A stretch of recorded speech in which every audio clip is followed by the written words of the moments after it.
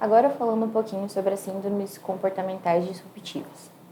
Essas síndromes são transtornos disruptivos que vão afetar a conduta do paciente, autocontrole em relação a emoções e alguns comportamentos. E esses problemas, eles vão se manifestar sempre violando os direitos de outras pessoas ou confrontando a lei. Esses tipos de síndromes, eles são muito mais comuns em pacientes do sexo masculino, pela influência da testosterona, e também tem um fator protetor do estrógeno nas mulheres.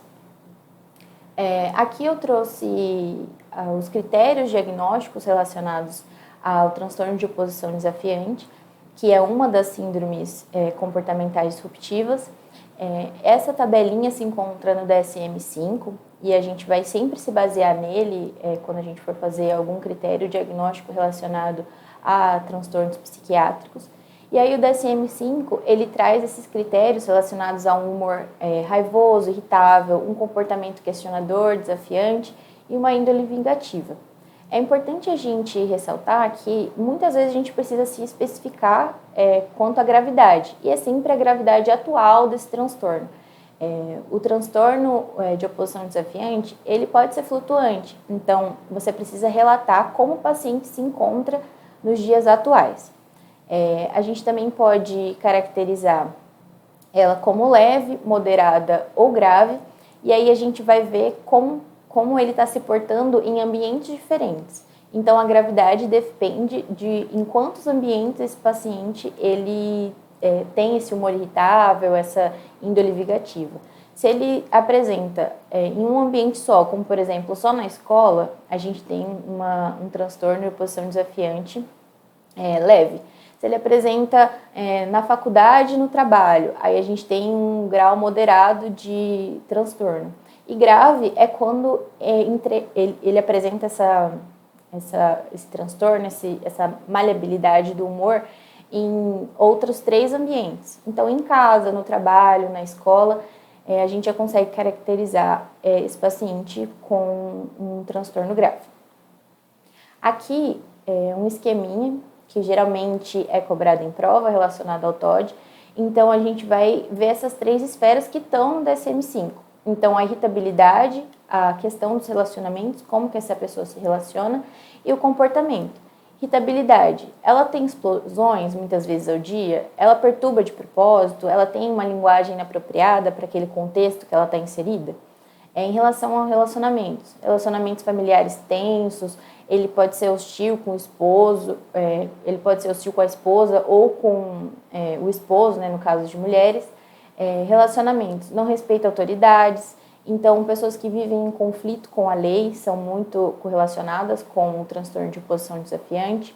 E comportamento, faz tempestade em copo d'água, instiga comportamentos que geram confronto, ela não responde pelos seus atos, então são muitas das características que a gente vai encontrar no transtorno de oposição desafiante. Uma outra síndrome relacionada à síndrome de comportamento disruptivo são os transtornos de conduta. E aqui é importante ressaltar que é um padrão de comportamento, enquanto o TOD ele é um padrão de humor. A pessoa ela vai se apresentar, aqui a pessoa vai se apresentar com comportamentos que vão infringir alguma lei ou fazer mal a outros ou a si mesmo. Então, aqui a gente tem como critério diagnóstico agressão a pessoas e animais, destruição de propriedade, falsidade ou furto, violações graves a regras, como algumas leis. E aí a gente sempre também tem que se especificar em relação à gravidade, leve, moderada ou grave. Leve, a gente vai ter mentiras, faltar aula, por exemplo. Moderada, você vai furtar sem confrontar a vítima, ou seja, você vai fazer o furto sem o uso de alguma arma.